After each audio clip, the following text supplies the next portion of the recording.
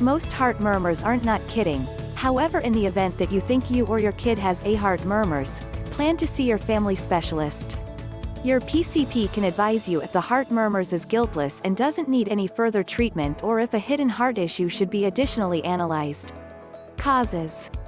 A heart murmurs may occur at the point when the heart is loading up with blood, diastolic murmur. At the point when the heart is purging, systolic murmur. All through the heartbeat, ceaseless mumble. A heart murmurs might be honest or strange.